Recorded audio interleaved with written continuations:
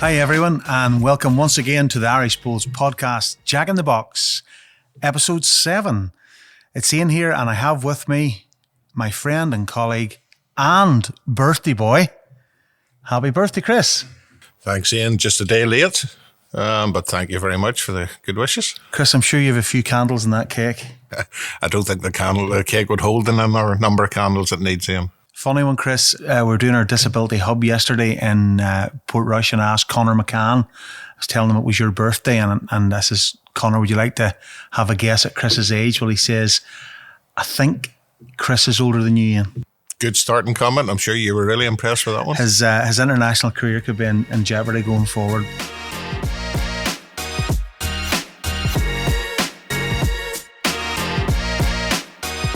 Chris, as always, we have plenty to talk about in the world of Irish Bulls. There's been plenty happening since our last chat. Where do we begin? Goodness knows where. I suppose maybe we'll have a look at the ladies and men's internationals mid-March in Llanelli.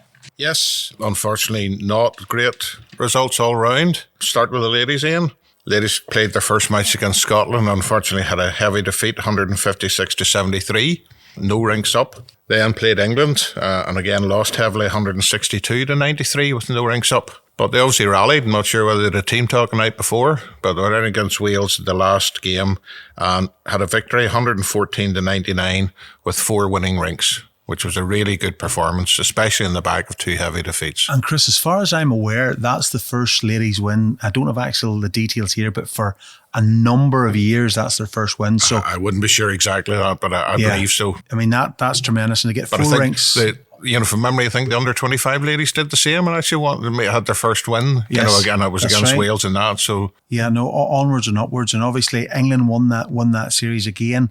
And another real strong comment about our ladies winning that against Wales, it was in Llanelli. Yeah, very much so. So obviously the Welsh ladies would have prepared pretty hard there. Yeah. So a really good performance the last game to sort of turn themselves around. The heads could have been down after 2 heavy defeats, playing Wales in their own home territory. Obviously a lot of home support.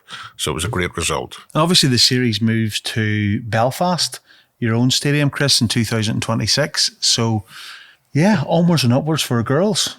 Yes, hopefully so. So Chris, moving on to the boys. I believe you have the results at hand. Men played Scotland first up, lost 119-89. They had 1 winning rink and 1 drawn. Then again lost to England 139-93, where they had 1 winning rink in that. And then lost in the last game 117-93, where they had 2 winning rinks. So the men managed 4 winning rinks and 1 drawn. But unlike the ladies, they were spread across things, so didn't manage a victory. Yeah, see all the numbers that we've scored there, 89, 93, 93. So we didn't make the 100 shots, if you like. But I know, Chris, and I didn't make the series myself, but I was watching it intently on the live scoring. You know, especially against Scotland and England, Ireland were really in those games. Well, I looked at the scoring as it goes along, and obviously not every rink's running. That's the same number of ends played. But basically the 12-15 end stage, Ireland were 3, 4, 5 shots difference. You know, it was just that last, shall we say, few ends that has lost the game. But they were in the game for a long time.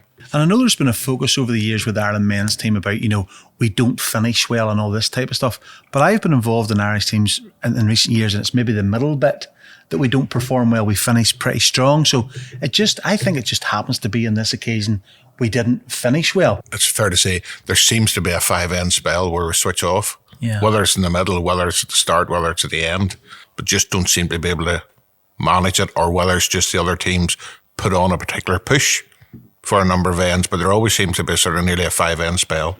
I mean, watching that live scoring, I genuinely thought after Wales producing a brilliant result to beat England the day previously to we played England, and we were beating England by about maybe 15 shots, about maybe 12 or 13 ends, I thought, my goodness, this is going to be the first time that Ireland beat England since 1993. I thought we're going to do this. I just had a feeling, and then, well, things just didn't go our way. We really fell away badly. Yeah. Unfortunately, just couldn't continue that good run they were going on. I noted that Scotland retained the series, Chris. Yes, Scottish men. They backed that up. I think they won it in 2024 as well. I believe so, yeah. And they'll be going for the hat-trick in 2026 in Belfast. Let's hope home advantage proves good for our men on that. Might be interesting as to which carpet they decide to play on in Belfast. Yes, I believe there's a little chat about whether to go upstairs or downstairs. There used to be a programme about that, Chris, didn't there? Well, I don't know. I haven't actually heard anything from team management or selectors, but obviously from my belief, I think maybe the Irishmen have won games on the upstairs carpet, but haven't managed to win any on downstairs. So there may be a thought. I think process. there is from my point of view anyway, I think there's a strong argument to go upstairs. I think Ireland's played four or five series since it came back to Northern Ireland or Ireland back in the day, and we've only won one game downstairs in my time against Wales many years ago. So yeah, it's just trying to weigh up the pros and cons, I guess. A few highlights. I saw Stuart Bennett's rink had 2 ups, which is pretty positive. Yeah. Ryan McElroy got player of the series, I think closely pushed by Aaron Coleman. So obviously that's 2 of our leads obviously performed at a pretty high level. A couple of other things to mention. I think we talked about it maybe on one of our last podcasts. Stephen Coleman, 75 caps. Yes. Mr. Captain Coleman. Yes, great performance. He's always been a stalwart for Irish bowls over a number of years, both indoor and outdoor. So good to see him reach that milestone. And of course, DSC, as some people refer to him as, achieving hashtag 117 caps. I think Davey refers to himself as hashtag 114. He's now hashtag 117. Tremendous achievement. I believe that's him as the most capped player in the British Isles series, Chris. Yes, I believe he was sitting level until he got the 3 caps. So yes, a wonderful achievement. Obviously, it shows he's been about for a lot of years at the top. Yeah, remarkable longevity. And as one of the members of my club would say, longevity is key, apparently, in the world of bowls. Moving on, Chris, to British Isles Championships. I believe you have an update for us. How did we get on? Probably disappointing from Ireland's point of view. And Army managed to come back with a couple of championships, but made 4 finals, junior singles, triples, 4s and senior 4s, all on the men's side, and finished runner-up. Daniel Spratt probably running the closest in the junior singles, going to be 21-19. I believe Daniel actually held game on a number of occasions. I believe he did, yes. I believe it was a very good finish. Adam McCune skipping the triple, didn't get there. Andy Kyle, who had a couple of Houdinis, great escapes in the playoff quarterfinal and semi-final, but then couldn't manage it, probably got off to too good a start in the final because he wasn't a number of shots down. Yeah. And then Stephen Coleman's ranked in the senior 4s. Like I say, none of them could just get over the line. Yeah, I think, Andy and Adam, first of all, both faced, very strong English combinations in Sam Tulshard, Jamie Walker, Ryan Whitlock, etc., and Leslie in the 4s. It's not a matter of no shame in that, but, you have to have things going your way and get your breaks. And I think in a few ends, maybe it just didn't go Ireland's way, Chris. Yep. In terms of the ladies, Chris, any finalists? No. It fell at the quarterfinals or the semi-finals. Again, a couple of close run ones, but didn't quite manage to get through to the final. Okay, and in terms of the highlights for the British Isles Championships in general, I note there that Ross Owen won the British Isles indoor singles. Ironically, I don't know if you know this, I'm going to give you a wee tester as always. He won the outdoor singles, so he's won the indoor British Isles and the outdoor back-to-back in the same year. It's good going. One other person in the British Isles, Chris, has done that. Are we going back a few years? We're going back a few years, but not that long. Still a relatively good player, still today, or a great player, I should say. Any ideas? No. Okay. Darren Burnett did the same thing. Okay. So remarkable achievement to do that in the same stepped year. Back from the Scottish. So 9 players have actually won the British Isles men indoor and outdoor, and only 2 have won it in the same calendar year. Fair play to Ross Owen, he's in a rich vein of form. Yeah, great achievement. We've obviously alluded to Sam Tulshard and his rink and triples, outstanding performance. I saw Catherine Rednall got the ladies singles, I think, for the second time, and something else that stood out to me was Amy Williams and the Packwood twins picking up the triples for another, to add to their multiple British Isles and Wales titles. Yeah, they're always thereabouts. Very hard to beat at that level. They sure are, Chris. Yeah, very much so. Chris, we'll just have a wee quick look at the World Indoor Championships that took place just a couple of weeks ago, actually, finishing off the indoor season in Aberdeen. Irish representatives Andy Kyle and Zoe Manish. Yes, started off with Zoe first. Zoe finished 4th in her section. She actually won 3 games and lost 3. Last match she lost in a tiebreak, and if she had won that, I think she might have just qualified into the quarterfinals. Andy started off great guns, topped his section, won 7 out of 7. Can't beat that. Really top performance. Unfortunately, then got beaten in the quarter-final by Jack McShane in a tiebreak. Australian.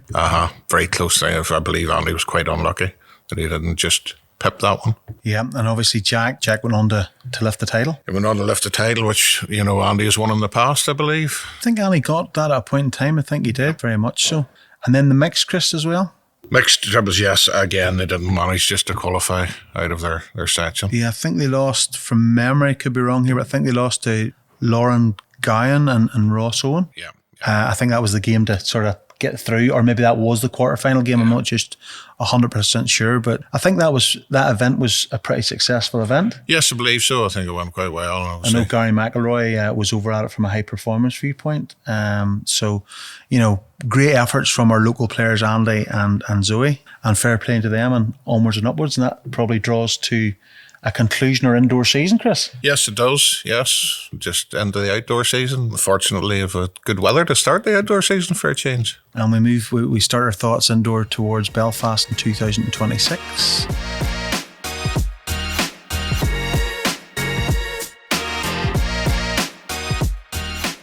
We're delighted to welcome our Irish high performance coach and world class bowler, Neil Booth, with us this morning to the Irish Bowls podcast, Jack in the Box.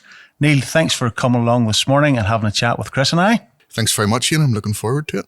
Neil, we're going to have a wee chat this morning about Neil Booth, the bowler, and Neil Booth, the high performance coach. The then and the now, if you like. Obviously, Neil, you've had a stellar bowling career, world, Commonwealth, Irish, British champion. Tell us, where did it all begin? It's a long, long time ago now. I think it was probably about 1982. I think I was about 12 years old.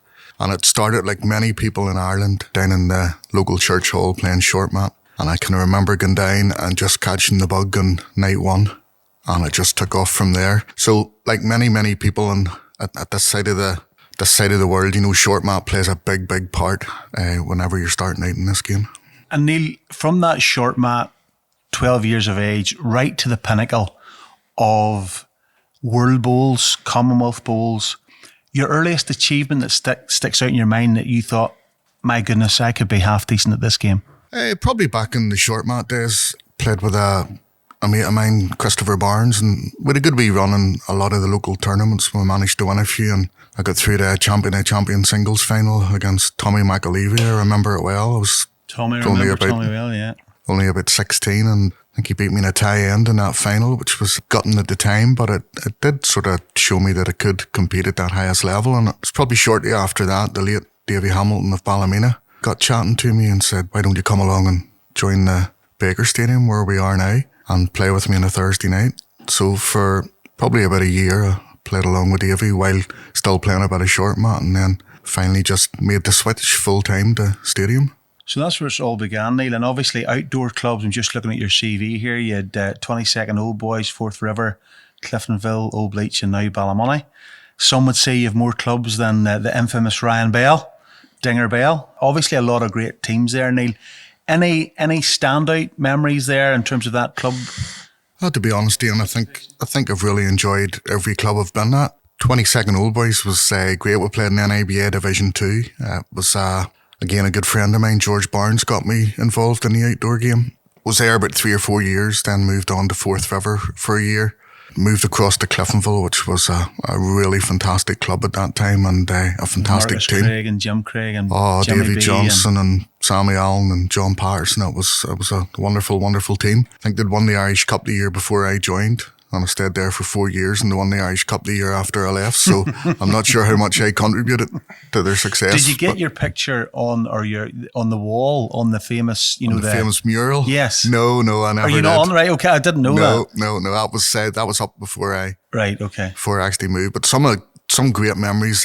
Trevor Law and myself would have travelled together to the Claw. Would have travelled up to Cliftonville together and sitting after the games, listening to Jimmy Craig telling all the stories and Davy Johnson. It was just absolutely fantastic. They were great memories. And then on to Old Bleach now? Then on to Old Bleach. I lived in that part of the world, so it seemed like an obvious move, and spent many, many happy years there. I'm sure I was there well over 20 years. And then just last year. I'd stopped really playing for Old Bleach probably over the last 3 or 4 years I was there, and then made a wee change just, and Tommy Smith managed to talk me into joining Ballymoney, where I'm at the minute. And just speaking to you off air there, you're a solid provincial man now. I just want to put that on record. Yeah, it's my second year in the provincials now, so I'm going to have to admit to that now. Yes. Yeah, happy days. I always remember the famous story they used to tell in Old Bleach, you know, in terms of going back probably in the 90s, the mid-90s, when you and James and Michael were involved in selection. Neil picked the team, Michael wrote it out, and JT pinned it to the board. That's what they always used to say, you know, back with Felix Robb and Arnie and those guys. That's definitely not true. I've pinned it in the wall a few times myself, let me tell you. Neil, moving on, thanks for that background. Moving on, obviously, very quickly, you came to the Foreign Irish Bowls. International debut, indoor and outdoors. I would imagine from memory, that was probably around very, very early 90s. Looking at your CV there, 65 caps indoors, 79 caps outdoor, fourth on the record list. I mean, we're talking, you know, between 22 and 27 years of service there. A phenomenal effort. Yeah, I mean, absolutely fantastic memories. I can remember back, I got in the indoor team in 1990 in Prestwick. And the following year, there was only one trial scheduled, and I was due into hospital for a wee operation on my back. And had they not rescheduled another trial, I probably wouldn't have got on the next year, and who knows what might have happened indoor. Outdoor, I got on in Abbeville the first year with the great Sid Thompson as manager. Sid in was those manager days. then? Sid managed that first year, and we stayed in Cardiff and drove up to, I think I roomed with Davy Johnson that year, so there was some great stories. And Davy was a great character. he was just a real funny guy. And, Oliver Hardy, they used to call him. Yeah. And Neil, do you remember your international debut rinks, both indoor and outdoor? Does that can you remember? I think my first rink indoor was Jeff McMullen, Paul Davy, and I played third to the legend David Corgle. And sounds a pretty good rink to me. The outdoor rink was, I think it was Victor Dallas at lead. Yes. Myself at 2, and you're pushing me here, but it might have been John McLaughlin and Paul Smith.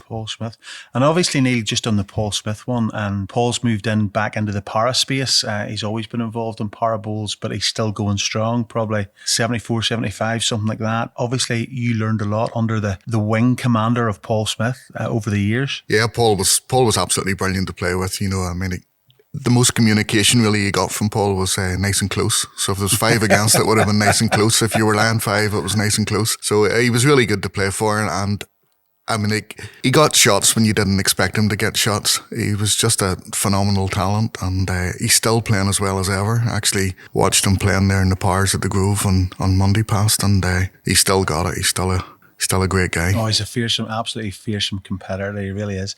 And obviously, Nick, during that time, you know, you made your mark moving up the rank third and then eventually skipping. And then we're going to talk about skipping to the highest level and stuff.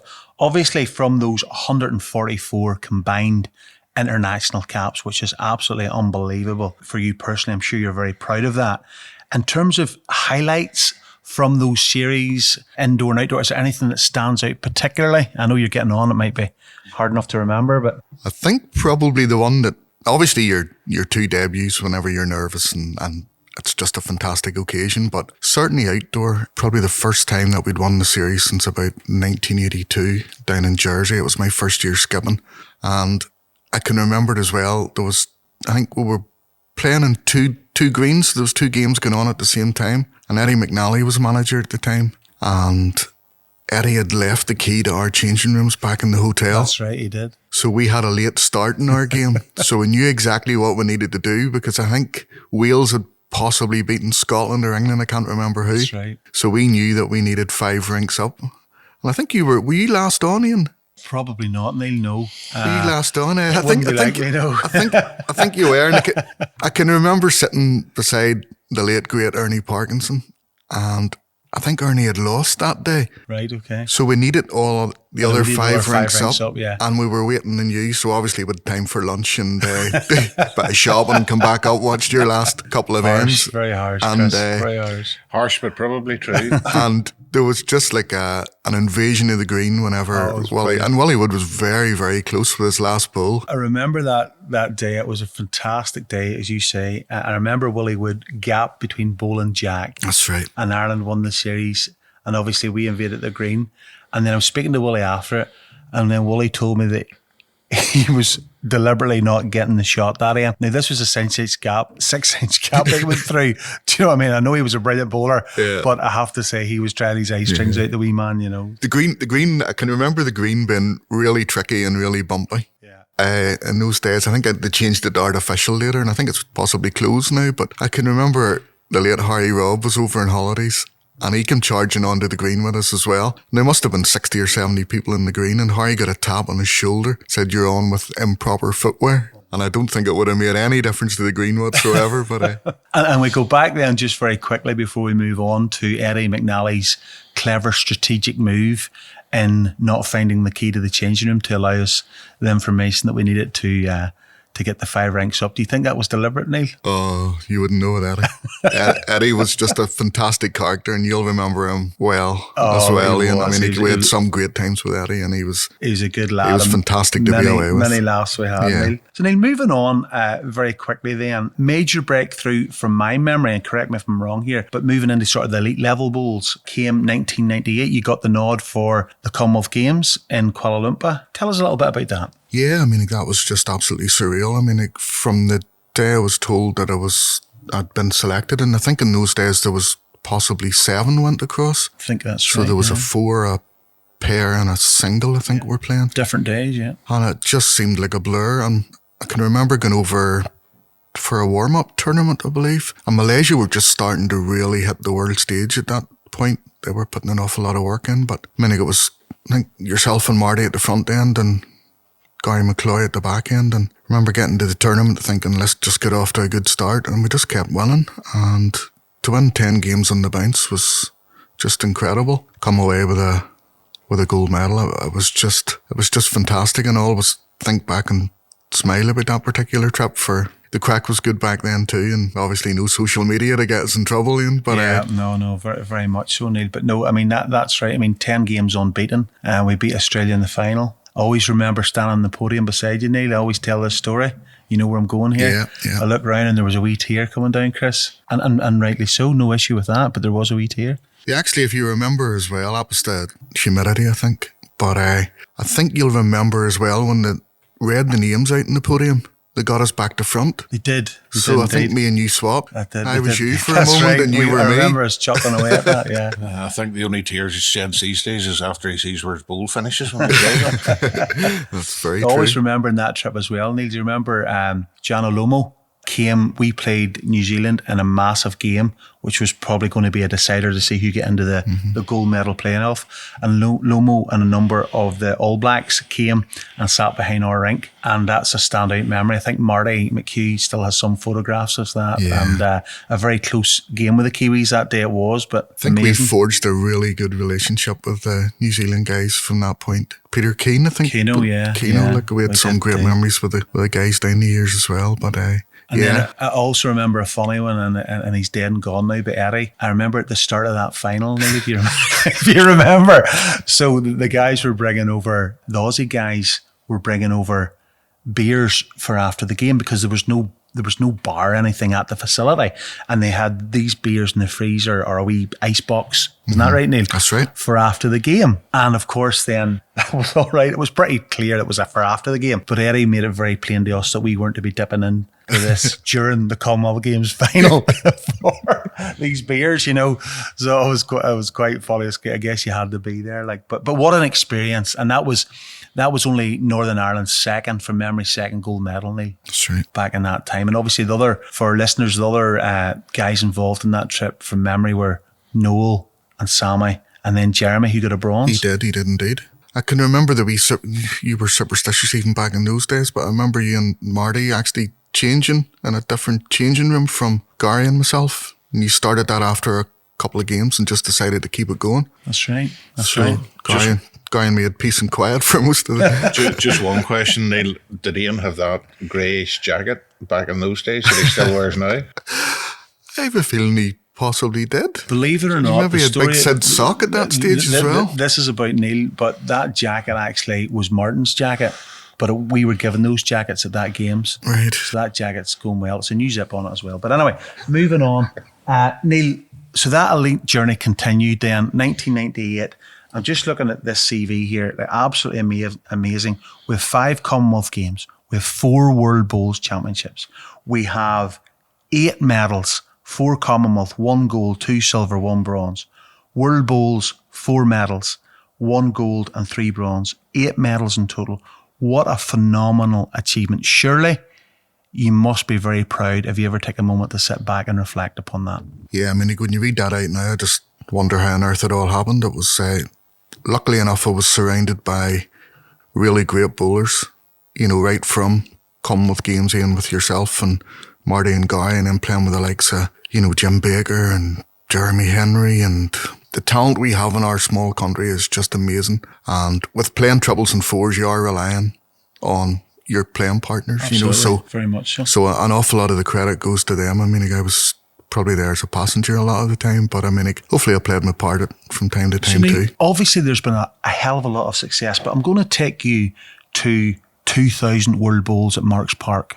Okay, now, believe it or not, that's 25 years ago. But that tournament for you personally, and you had the high of the Commonwealth Games, that tournament for you personally started off brilliantly. You and Jeremy, I remember, were playing pairs, top in your group.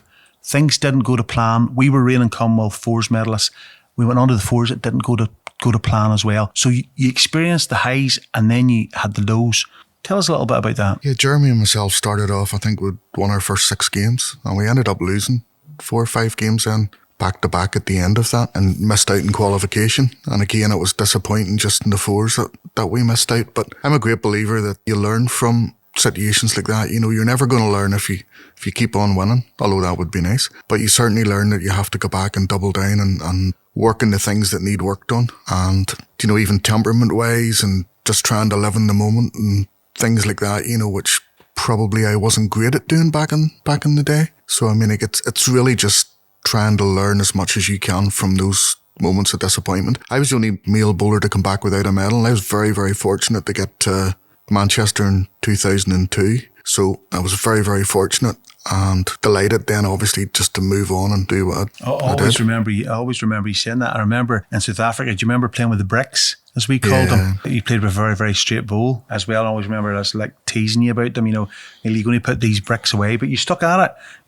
You played with them right through. Obviously, Neil, I'll take on to another perceived highlight that I see here in terms of this, and they're all highlights, by the way, it's absolutely amazing. But your World Bowls fours in 04 in air. I think I'm right in saying Johnny Ross, yourself, Jimmy, and... Yeah, unfortunately for Marty, Marty fell and hurt his hand just prior to that tournament, and Johnny came in as a late substitute. So our 4, I think, was Johnny and Noel Graham, myself and Jimmy Baker. And I mean, like, Jimmy put on a exhibition in those last sort of 4 or 5 games to help us win a medal. Not necessarily every single bowl, but whenever you needed Jimmy to step up, he was there to do it. And I mean, like, I can't speak highly enough for the man. Like, me and him have played together quite a lot and won quite a lot together. So, but he's just such a reassuring presence to play with on the green. On and off the green. Jimmy would have prepared properly, wouldn't he? Jimmy had his own unique way of preparing, but it worked for Jimmy. So, I mean, like that was absolutely fine by me. Listen, he's an absolutely top man, Irish legend. And just probably a big shout out to Jim as well. I believe he had a wee health issue there. He's on the road to recovery, and I know that he felt that, I sent him a wee text message, I know that he felt that Liverpool winning the league there would perk him up a little bit, and I know he was glued to that. So Jim, if you do happen to hear this, you'll never walk alone. But Neil, absolutely phenomenal. Neil, Commonwealth World Championships, how would you compare those 2 gold medals? Is it possible? Is it, you know, can you do that? I rate them both as highly as each other. I think what you get from the Commonwealth is probably a little bit more publicity. You're probably more in the public eye. The World Bowls is still a very, very difficult event to come away with a gold medal, but probably has less media attention involved. I rate them both fairly similar, to be honest, Ian, so I wouldn't put one above the other. Sure, absolutely fair call. And Neil, in terms of just looking at the players that you've played with in those events, obviously Noel Graham, Michael Nutt, Neil the Hulk Mulholland, have to be careful and give him a shout out because he would pick Chris and I up on it very quickly. James Talbot, Paul Daly, obviously Jeremy, Jim, you've alluded to, Gaza, Marty, you know, as you say, there's a lot of Irish greats in there. Obviously you've been about such a long time, so... Yeah, I mean, just when you mention the Hulk there, just a wee funny story from Glasgow in 2014. We just lost to South Africa in the triples final. It was played at 9 o'clock in the morning, and 12 o'clock, Jimmy decided to take us across the road for a few commiseration drinks, whatever. Yeah, absolutely. So that went on from 12 o'clock to 6 o'clock, and then Jimmy, as mischievous as ever, turned around and said, "Oh, by the way, guys, I forgot to tell you, you're on TV tonight." That's right. So we had an hour and a half of drinking coffee as quick as we could to try and get sobered up and back into the TV studios. And ironically, they set us in front of a bar as well, like to do the interview. But it was funny. I remember that trip. I was in the bed beside the Hulk, so I was like, how to get the earplugs out. But anyway, that's another story. And we'll move on, Neil. And obviously, the Nelly nickname appeared as well. Do you recall where that came from? It was a wee test match down in Australia. Johnny Ross, Gary McClure and myself, and we're flying down, and we decided it's going to be televised. We'll have to think up a wee nickname for each of us. Mine was the only one that actually stuck, and I mean, like, ever since that day, I've just been called Nelly. Called plenty of things, but Nelly's one of them. Yeah, that's very, very true. But that happened. I think it was Gary come up with it. I think he got Garfield, but it never stuck. No, Garfield. Not sure what Roscoe got. He could have got lots of things, but I know. But I see, yeah. Nelly seemed to stick. No, very much so. And Neil, there was a great trip there that I was part of with yourself, 2001 to New Zealand. Tell us your memories of that very quickly. Oh, it was a fantastic trip. I can remember we'd sort of forged a really good relationship with Keno, and we were at him all the time to try and arrange a wee trip out to New Zealand for us. That's the way things were done back then. That's the way things were done. A bit of begging but I think it was a 2-week trip, and the second week was full of test matches. But the first week we just travelled down through the South Island, and I think we stopped at Timaru, Dunedin and Invercargill. That's right. And spent the night in each of them. And we always give Keno a bit of stick about this. On our day off, he gave us the 10-hour trip back up the South Island to get to Christchurch, and then hammered us in the test the next morning. So he knew what he was doing. But I always great remember trips. On the itinerary that were given to us by Bowes New Zealand, there were the infamous Nelly to Wellington trip. Yeah. So this, for listeners, this was actually Neil Booth was going to Wellington for a day, and this was on the official itinerary. And we didn't know, and I still don't know to this day, if that was actually, I know it didn't happen, but I know you were very conscious of leaving the group and going to Wellington on a day trip. Cecil Beck. I was rooming with Cecil Beck, and I think I spent more time telling him I didn't want to go. But I don't know yet to this day, and it's one of them sort of unsolved mysteries that I would love to find out. And Neil, one of those relationship builders, as they have in rugby, at the end of every tour with those Kiwi guys, we used to have what they called an Irish Kiwi court at the end. It should emphasise at the end of the trip. Yes. And maybe you could quickly just recall your memories of that for us. I can't remember anything at all about a court, and that's probably because they were extremely good. But they were fantastic, and they were brutal. Keno, oh yeah, and I mean, like, it was there was some good laughs and some stuff we had to do relevant to the event. I'll not go into too much detail. It's probably not for listeners here, but they were really good memories. And we couldn't do it now, Ian. No, we couldn't do it now. I certainly couldn't do it. But my abiding memory of that is Peter Bellis been sick into a pizza box after having to chop quite a number of beers, because he fell foul of the judge of the court, which was Peter Keane, the New Zealand manager. So, yeah, quite rugby-orientated stuff, I can understand that. I'm just glad to hear it was all at the end of the trip. It was at the end, Chris. It was at the end. But it was, listen, you talk about a laugh and a bit of crack. It was a great way to finish things off. And it was at the end of the trip, I should say that. Certainly was. So then moving on again, from my memory of yourself, I was always personally, amazed at how accurate you were driving. I always remember Jeremy Henry saying to me, look, Ted, the displaced Jack, the man's the best in the world. And I always remember saying to you at various points, how do you get as good at that type of thing? And you would have said to me, well, I don't know. Tell us a wee bit about that, Neil. So was that just natural, or you must have worked on it a little bit? Yeah, those two things. You did practice it whenever you were out on your own, but I can remember being down at one of the Aussie tests and Ian Shoeback asking me doing a wee bit of prep work for TV, and he asked me how I prepared for a shot and how I got into my routine. And it was the first time I'd really been asked it. And I says, I've no idea. I go down, I pick up the bowl, I stand on the mat and I throw it. And I know Chris is going to be shaking his head here and saying, you need to go and see a coach. But I was, if I thought about it too much, probably the opposite of yourself, Ian. I just got on the mat and threw it and just got into the rhythm. And obviously I was doing something subconsciously, but if I'd have stood and thought about it in the mat, God knows where it would have finished up. Just shows you the different varieties of approach. In this game, obviously you were very, very natural, and I think, Chris, you actually played with Neil on a number of occasions. You could probably testify that or tell me I'm talking nonsense. No, it's the approach that works for the individual. Obviously, some people don't want to overthink it. And if you've got the ability, and Neil was always very natural ability, just get on the mat and play the bowl. Yeah, no, that's a fair call. Neil, you enjoyed a good moan in your time on the green as well. Would that be fair to say? That possibly is true. Like, I think I'm a changed character now, but certainly nobody was allowed to score a shot against me or get an edge. But I was probably very driven to win games, and sometimes that probably just come out a little bit. But from my memory, I played 30 quite a bit. You were very hungry to win. But I always remember you saying, that to actually let that moan out of you and get rid of it was actually not a bad thing. A lot of people perceive it to be maybe not the way to do it, but I always remember you saying that worked for you. I think there's a great story I tell now to the squads. Tiger Woods is obviously one of the greatest sportsmen in the world. He used to have a wee process he went through if he had a bad shot. He would walk up to an imaginary line in the fairway and he'd be allowed to curse and swear and give off to the caddy, but once he crossed that imaginary line, that was him concentrating on the next shot. Now, I didn't quite perfect that. I was moaning 3 ends later.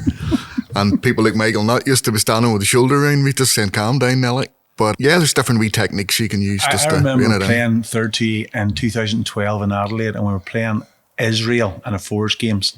And it was a pretty important game. It was night, so we played 2 games prior to that in the day. 21 end games it was then, third game of the day. And it was a game we probably had to win as usual. The Israeli skip, I'll not name him, but delivered this bowl. We lay a 5 or 6, which was a game winner. And he delivered this bowl like an absolute tumshy. It went all over the place. Goes up the green, trails a jack for 2. And we're obviously totally dismayed, walking up, shoulders slumped, blah, blah, blah. And I looked at you and you looked at me, and then you just get stuck into the wee Israeli skip. Will that come out well, mate? Good delivery on that one, buddy.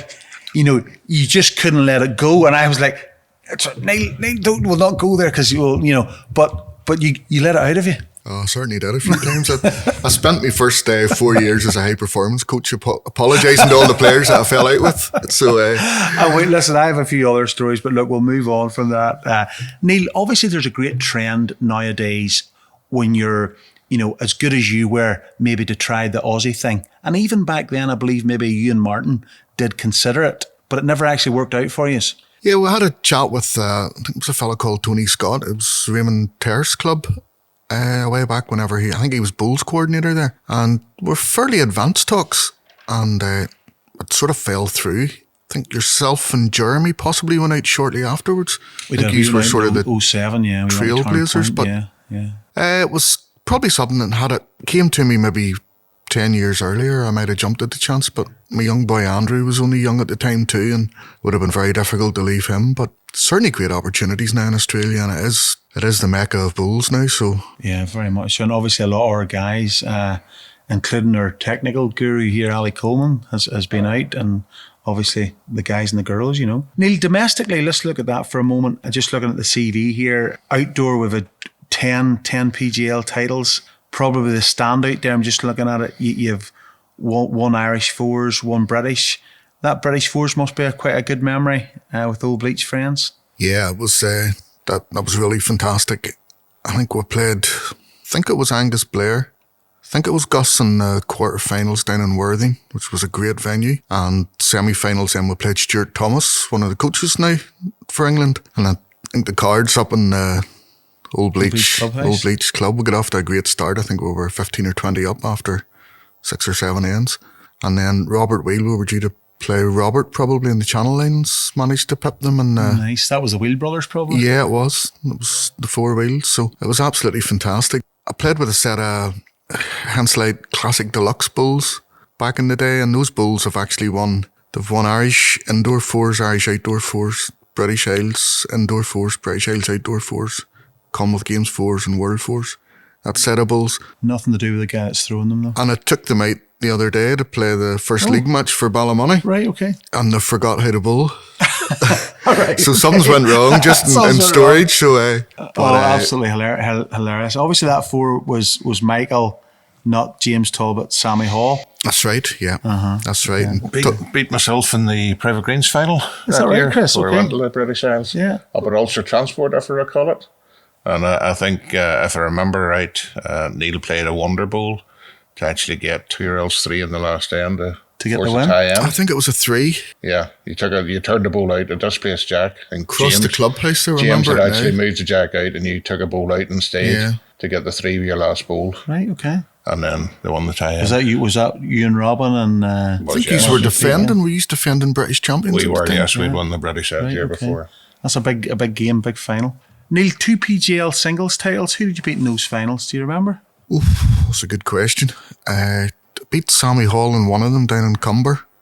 I haven't got a clue on the other one. That's completely gone. Must have been an easy victory, maybe. I don't know. Don't want to offend anyone, but possibly. I genuinely can't remember. We'll That's move on to the not indoor good. side of things here. 14 Irish titles, Neil. 1 British Isles singles and 1 British Isles fours. The singles, the British Isles singles, you hunted that for a few years. Yeah, I'd won 3 Irish singles titles. Actually, that was my 6th British Isles final. I remember that and stat. It was the first one that I'd managed to get over the line in, and that was probably one of the best moments I've had in bowls. Like, Was that in Ballymoney? No, that was in Prestwick. Prestwick. That was in Prestwick against Graham Archer. Oh, okay. It was 15-all. I remember it as well. 15-all. It was a real dogged old game, and managed to pick up 2 3s back to back to sweet. finish it nice and quickly. Did you but was it Ballymoney you lost to Robert Marshall? No? Am I wrong in that? I lost to Rab, yes, The final. 21-17, I think. And then John Price. Did I watch a final with you, John Price? Yeah, lost to John and Swansea in his home carpet. Yeah. David Bryant actually marked that game, which that was right? which is Wow. a fantastic memory, and Wow. actually played quite well that game. That was a good 21-14, you know. Yeah. and- Oh, I remember. John was at the top of his form. Oh, he obviously, was, back then. surely. Yeah, he was a great player. Great player. So perseverance pays off. Aye, absolutely.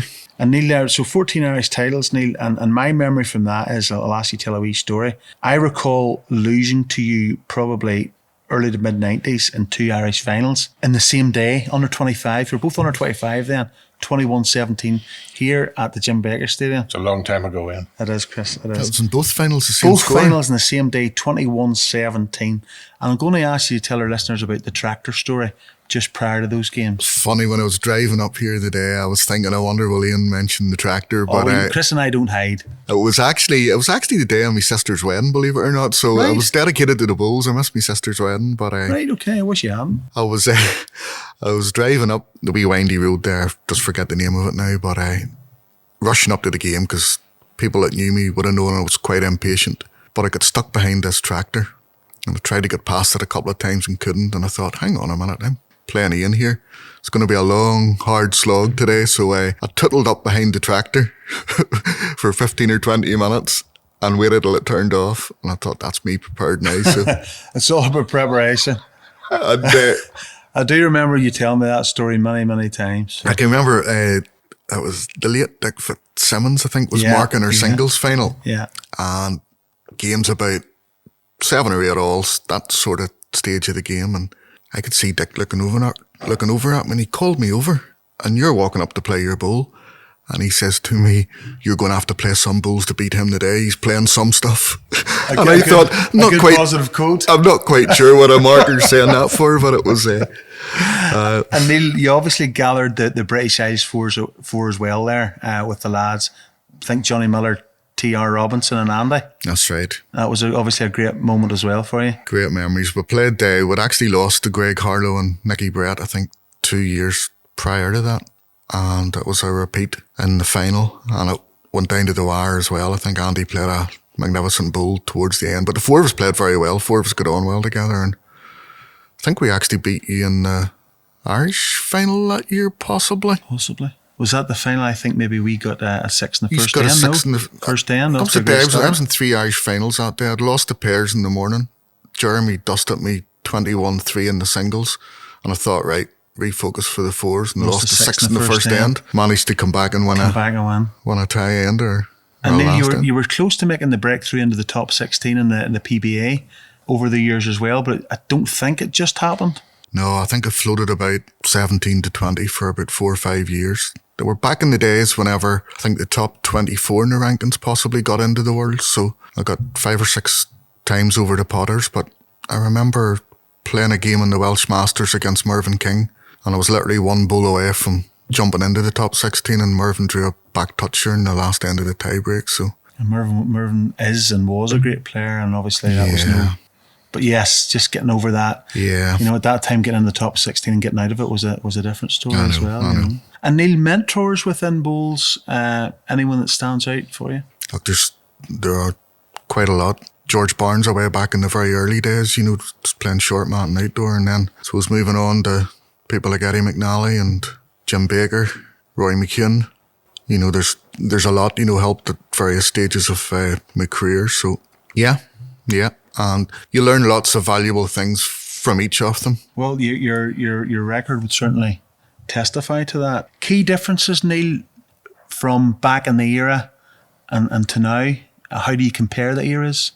Yeah, I think the major difference for me is sort of straight bowls coming into the game, and Yeah, I very think good point, I think that's changed everything. If you look back now at some of the old YouTube videos, we see Peter Bellis playing Willie Wood, you know, and the grass they're taking. I mean, you just wouldn't see it nowadays, and I would love to see the minimum bias just increased a little bit, just to bring back that sort of art form into the game. I know they're always seeing Facebook and stuff, you know, like Gus Blair would be a big advocate of that, who's a fabulous Scottish bowler, like, you know, bring back the old swinging bowls and stuff like that. Yeah, absolutely, yeah. Because it is a game of line and length, so... Yeah, I mean, there's a great video on YouTube of Bellis and Brassey playing Bryant and Alcock in New Zealand, the fastest screens in the world, and they're playing with the old super grips. Yeah. Pitching them out 3 rinks away. Yeah. And the game's a lot more attacking now as well, too. And there's a lot more opportunities for people as well, so... Neil, your best attribute? Oof. On the bowling green. On the... no, it's hard to say. I think I had a determination to win, I think, was probably my key one. I would have always prepared well for events. I would have prepared well the night before, would have prepared well, you know, during events. You would enjoy a snooze as well. Back in the day, an app was always good, but yeah. Okay, and Neil, we moved off the international scene, the elite scene in 2014. Why did you choose, and obviously you chose to retire. You weren't pushed, not to my knowledge anyway. You probably could have went on a little bit further, but you made that decision. Why did you do so? It was one of those, I'd been down to Australia, I think, and it was a big singles tournament, might have been that World Cup possibly. I was down maybe the year before, and I can remember thinking, I'm not walking out with butterflies anymore. It just doesn't seem to be there. And I knew Commonwealth Games was coming up and I wanted to give it one more shot. And I'd made my mind up about probably 6 months before Commonwealth Games that would be my last year. So I was hoping to go out with the gold medal. Obviously we got a silver in that event. But yeah, I felt pretty comfortable making that decision. I knew it was the right time. Believe it or not, whenever I was a younger player, I would have practiced an awful lot. And I know you'll look at me in amazement. You always enjoy the practice. As sarcasm. As time gradually went on, I probably practiced less and less, and I was relying sort of on whatever natural ability there was. And there comes a point in time when you do that starts to run out as well, you know, and I just knew that it was not as good as I... And no regrets? Absolutely zero regrets, no. That's honest. Neil, your best international rink, is there 4 players that you can name and put them in order for Chris and I? Brilliant. Putting you on the spot. Jimmy Baker obviously skips. JB? Yeah. Probably Sammy Allen and Jeremy Henry in the middle of it. Count Jeremy is not playing now, seeing as he's out of the country. And best lead? Couldn't pick one. There's no standout. There's a lot of really... Probably Marty. No, I'll go back. Probably Marty in his heyday. Well, Marty was a phenomenal... You sort of think of Marty as a skip now, but Marty led for me in the international team for a lot of years. So I think Probably Marty, Jeremy, 14 Sammy years. and Jimmy Baker. Wouldn't like to run against that, right? Although Chris? Marty's still playing, I suppose, but as a lead, he's... You fancy your chances there, Chris? I wouldn't like to bring right against that rink myself either, Ian, I have to say. And Sounds Neil, good. standouts on the world stage for you over the years? Scottish guys, obviously Tatty and Paul, phenomenal record. My favourite player, probably of all time, would probably be Aaron Sharif. It's one of the few players I would probably pay money to sit and watch. I think he's But not a lot of money, knowing you. not a lot of money, no, but a small amount. But such natural ability, and if he goes up to play with 2 yards of weight, he goes up and plays with 2 yards of weight. He doesn't play with 5 yards of weight. He's just a phenomenal player. So Those three players are right up there. Neil Burkett was a real dogged competitor. Sure was, yeah. Peter Bellis as well, fantastic player. So it's so many. Wee Rex So many. Johnson. So many. Wee Rexy, yeah, very much so. It always worries me here when Chris is so quiet here. So listeners, but I'm sure he'll be interjecting pretty soon here. So You're normally saying that for both of us, Ian, so it's not a problem. Neil, going to draw things to a conclusion with our Irish Bowls podcast, Perfect Bowler. So just want you to have a think about club players, international, not just Irish, men and women, but international as well. So normally we just focus on the Irish element, but I want you to widen your gaze, think your club, think of international experiences you've had back in it, whatever.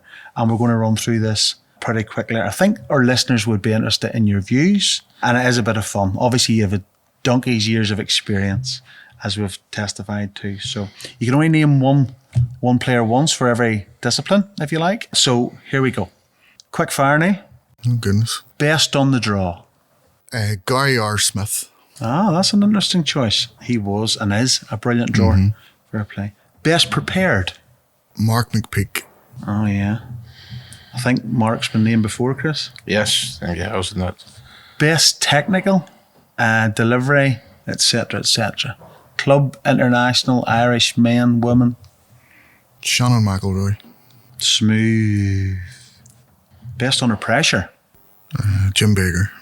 Hard to argue with that one. Best team person that you played with or played against, and you thought, I would love that person in my rank. Probably yourself. Okay. The funniest. Andrew Curtin. Big Giraffe from New Zealand. A great choice, actually. He was a funny boy and is a funny boy, yeah, very witty. Best in a night out. So after the events, who were you looking to sit beside for the crack? Donny Pickett. Donny, yes. From South Africa. He was a funny lad as well. I enjoyed his beers as well. The best at the drive shot, obviously excluding yourself. Peter Bellis. Peter Bellis. Hard to disagree with that as well. And finally, Neil, who, if you had one, would you have considered to be your nemesis? Who did you not enjoy playing or whatever? It's not that I didn't enjoy playing him, but I never beat him, was Colin Hogg. Colin Hogg? Colin Hogg. The Hog Bear? Yep. So out of all these world bowlers, a Commonwealth medalist, we go back to the Cookstown great, Mr. Colin Hogg. That's fantastic. So we'll just recap that for everyone. So best in the draw, G.R. Smith. Best prepared, Mark McPeak. Best delivery, Shannon McElroy. Under pressure, the legend, Jim Baker. Best team person, Ian McClure. Funniest, Andy Curtin. Best in the night out, Donny Pickett. Best drive, Peter Bellis. And Colin Hogg is Neil Booth's nemesis. Chris, that's a learning point for me. Oh, very much. I was sort of surprised with the last one there, but good to see a couple of Irish people involved there, and I see you sneaked in again yourself. Sneaked in again, Chris. I don't know. That must be because I'm here. I think you're paying people money to keep mentioning you. Neil, look, thank you so much for giving up your time today. Congratulations on a fabulous bowling career. I know we're going to have a chat about your coaching side of things as well. Thanks everyone for listening today and tuning in. We'll be back again soon with the Irish Bowls podcast. Jack in the Box.